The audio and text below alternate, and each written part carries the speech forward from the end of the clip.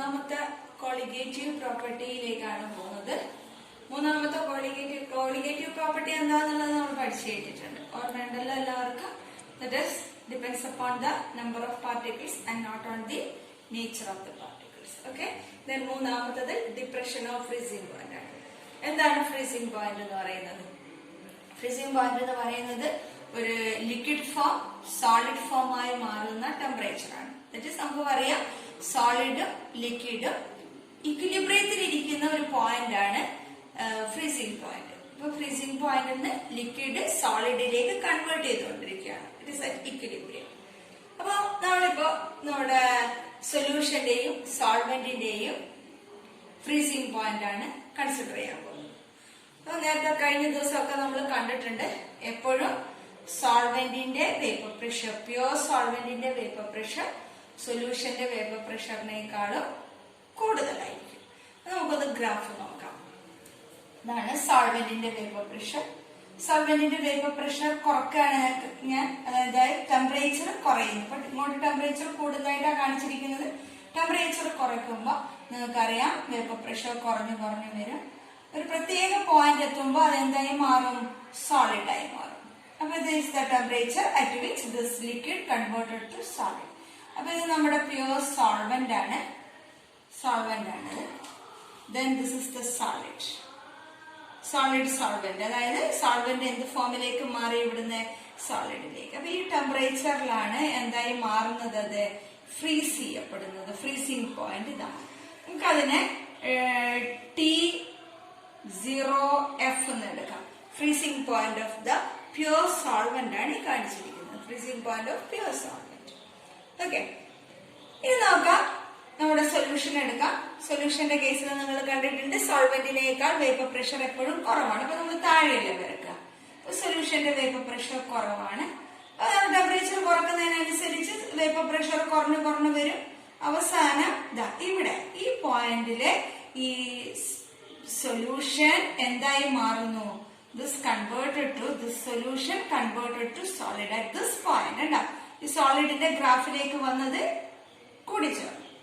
അപ്പൊ ഇവിടെ വെച്ചത് എന്തായി മാറാണ്? സോളിഡ് ആയി മാറാണ്. അപ്പൊ this is the freezing point of the solution. അപ്പൊ സൊല്യൂഷന്റെ ഫ്രീസിംഗ് പോയിന്റിനെ നമുക്ക് TF എന്ന് എടുക്കാം. അപ്പൊ മനസ്സിലായല്ലോ, ഗ്രാഫ് മനസ്സിലായല്ലോ. ഇപ്പൊ പ്യുവർ സോൾവെന്റ് ആണ് ആദ്യം വരച്ചിരിക്കുന്നത്. ടെമ്പറേച്ചർ നമ്മൾ കുറക്കുന്നതിനനുസരിച്ച് വേപ്പർ പ്രഷർ കുറഞ്ഞു വരും. അവസാനം ഈ സോൾവെന്റ് ഒരു പ്രത്യേക ടെമ്പറേച്ചറിൽ സോളിഡായി കൺവേർട്ട് ചെയ്യുന്നു. ആ ടെമ്പറേച്ചറിലാണ് നമ്മള് സോൾവെന്റിന്റെ ഫ്രീസിംഗ് പോയിന്റ് ആയിട്ട് എടുത്തിരിക്കുന്നത്. T0F ആണ്. ദെൻ സൊല്യൂഷന്റെ വേപ്പർ പ്രഷർ എപ്പോഴും സോൾവെന്റിനേക്കാൾ കുറവാണ്. അപ്പൊ അത് കുറയുന്നതിനനുസരിച്ച് ടെമ്പറേച്ചർ കുറയുന്നതിനനുസരിച്ച് കുറച്ച് വന്ന് അവസാനത്ത് ഈ സോളിഡ് ഫോമിലേക്ക് വന്ന് ചേരും. അവിടെ വെച്ച് ആ ടെമ്പറേച്ചറിൽ അത് സോളിഡായി കൺവേർട്ട് ചെയ്യാണ്. ഏത് ടെമ്പറേച്ചറിലാണോ സോളിഡായി കൺവേർട്ട് ചെയ്യുന്നത് അതിനെ നമുക്ക് TF, that is freezing point of the solution എടുക്കാം. ഇനി ഇവ തമ്മിലുള്ള വ്യത്യാസം, that is T0F, freezing point of എന്താണ്? സോൾവെന്റ് ആണ് കൂടുതൽ അല്ലെ. ഫ്രീസിംഗ് പോയിന്റ് ഓഫ് സൊല്യൂഷൻ കുറവാണ്. നമ്മൾ നേരത്തെ കണ്ട ബോയിലിംഗ് പോയിന്റിലോ, ബോയിലിംഗ് പോയിന്റ് ആണെങ്കിൽ സൊല്യൂഷന്റെ ബോയിലിംഗ് പോയിന്റ് കൂടുതലും സോൾവെന്റിന്റെ ബോയിലിംഗ് പോയിന്റ് കുറവാണ്. ഇവിടെ സൊല്യൂഷന്റെ ഫ്രീസിംഗ് പോയിന്റ് കുറവ്, ഇങ്ങോട്ടേക്ക് ടെമ്പറേച്ചർ കുറയല്ലേ ചെയ്യുന്നത്. അപ്പൊ സൊല്യൂഷന്റെ ഫ്രീസിംഗ് പോയിന്റ് കുറവും സോൾവെന്റിന്റെ ഫ്രീസിംഗ് പോയിന്റ് കൂടുതലാണ്. അതായത് freezing point of this solvent minus freezing point of solution is equal to delta TF, and this delta TF is called depression of freezing point, which is a colligative property. Okay, about the difference between the freezing point of pure solvent and that of the solution is the delta TF, which is called the depression of freezing point. Okay, അപ്പോൾ delta TF കണ്ടു കഴിഞ്ഞു നമ്മൾ, depression of freezing point, and it is found to be proportional to the molarity of the solution. നമ്മള് elevation of boiling point കണ്ടതുപോലെ തന്നെ ഇവിടെയും delta TF, that is depression of freezing point, is found to be proportional to molarity of the solution. Then again delta TF is equal to proportionality മാറ്റി കഴിഞ്ഞാൽ കോൺസ്റ്റന്റിലേക്ക് വന്നു കഴിഞ്ഞാൽ we can write KF into M, where KF is called cryoscopic constant. KF is cryoscopic constant. Cryoscopic constant, or it is also known as molar depression constant. Molar depression constant. Okay, this is the equation. Okay, delta TF is equal to KF into M, where KF is the cryoscopic constant and its unit is Kelvin, kilogram per mole. KB യിൽ കണ്ടതുപോലെ തന്നെയാണ് വരുന്നത്. നമുക്ക് അതിനൊന്ന് mathematical ഇക്വേഷനിലേക്ക് കൊണ്ടുവരാം. അതായത് നമുക്ക് കണ്ടുപിടിക്കേണ്ടത് സൊല്യൂട്ടിന്റെ മോളാർ മാസ് ആണ്. സൊല്യൂട്ടിന്റെ മോളാർ മാസ് കിട്ടുന്ന വിധത്തിലേക്ക് നമുക്ക് ഇക്വേഷൻ ഒന്ന് മാറ്റി എഴുതാം. ഓക്കെ, നമുക്ക് മൊളാലിറ്റിക്ക് പകരം ചേർക്കാം. കഴിഞ്ഞതിൽ കണ്ടതുപോലെ തന്നെ delta TF is equal to KF into എമ്മിന് പകരം മൊളാലിറ്റിക്ക് പകരം നമുക്ക് ചേർക്കാം weight of the number of moles of the solute by weight of the solvent in kilogram. Kilogram ആക്കണമെങ്കിൽ നമുക്ക് തന്നിരിക്കുന്ന ഗ്രാമിലാണ് മാസെങ്കിൽ അതിനെ 1000 കൊണ്ട് ഡിവൈഡ് ചെയ്താലാണ് കിലോഗ്രാം ആക്കുക. അപ്പൊ weight of the solvent divided by 1000. NB എന്ന് പറയുന്നത് number of moles of solute ആണ്. അതായത് നമ്മൾ നേരത്തെ ഒക്കെ NBക്ക് പകരം N2 എന്നാണ് എടുത്തത് അല്ലെ. അപ്പൊ നമുക്ക് വേണമെങ്കിൽ അങ്ങനെ തന്നെ എടുക്കാം, N2 എന്ന് എടുക്കാം. കഴിഞ്ഞ ഇതിലൊക്കെ കണ്ട പോലെ തന്നെ ഇങ്ങനെ എടുക്കാം. Delta TF is equal to KF into NBക്ക് പകരം number of moles of solute ഞാൻ നേരത്തെ നമ്മൾ കഴിഞ്ഞ ഇക്വേഷനിലൊക്കെ ചെയ്ത പോലെ N2 എന്ന് എടുക്കാം. N2 ബൈ നമ്മളവിടെ വെയിറ്റ് ഓഫ് സോൾവെന്റ് WA എന്നല്ല എടുത്തത്, W1 ആണ്, by 1000.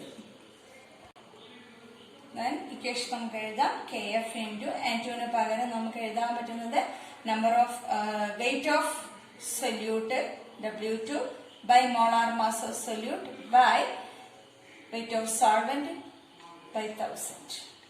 It is delta TF is equal to KF into W2 into 1000 മേലേക്ക് പോകും 1000 divided by that is അതിന് താഴെ വരും W1 into M2. അതിൽ ഓരോ ടേമും നിങ്ങൾക്ക് അറിയാം. അതായത് ഡെൽറ്റ TF എന്താണെന്ന് അറിയാലോ, elevation in the depression in the freezing point, KF cryoscopic constant, W2 weight of the solute, given mass of the solute, W1 given mass of the solvent, M2 that is the mass of molar mass of the solute. അപ്പോൾ നമുക്ക് M2 കാണുന്ന വിധത്തിൽ equation മാറ്റി എഴുതാം. അപ്പോൾ problem ചെയ്യുമ്പോൾ നമുക്ക് മനസ്സിലാവും എന്താണെന്നുള്ളത്. അപ്പോൾ ദിസ് ഇസ് ദ ഇക്വേഷൻ. അപ്പോൾ നമുക്ക് പ്രോബ്ലം ചെയ്യാം. പ്രോബ്ലം ഏതാണ്? 45 gram of ethylene glycol. ethylene glycolന്റെ ഫോർമുല നിങ്ങൾക്ക് തന്നിട്ടുണ്ട്. C2H6O2 is mixed with 600 gram of water. Calculate the freezing point depression and the freezing point of solution. Freezing point depression കാണണം, then freezing point of solution കാണണം. നമുക്ക് ആദ്യം കണ്ടുപിടിക്കേണ്ടത് freezing point depression ആണ്. നമ്മുടെ ഇക്വേഷനിലാണ് ഫ്രീസിംഗ് പോയിന്റ് ഡിപ്രഷൻ കാണാനുള്ളത്.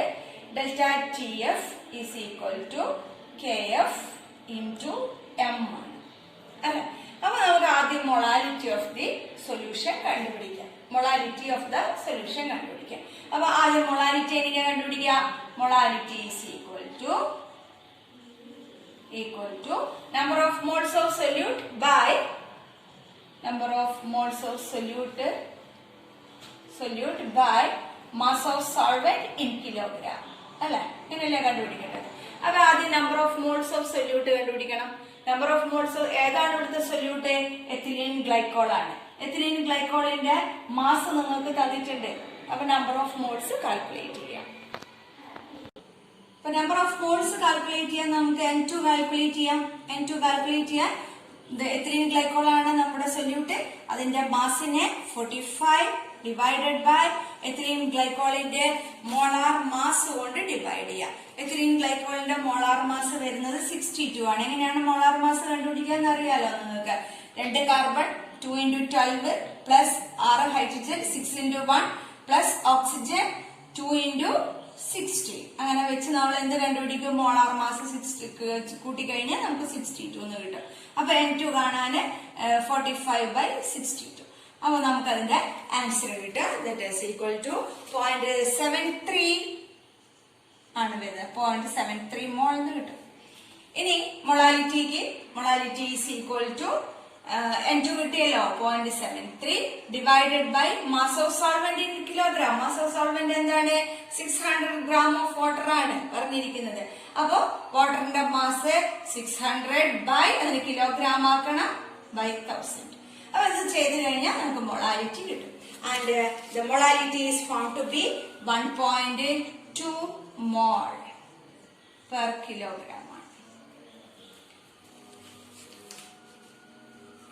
ഇനി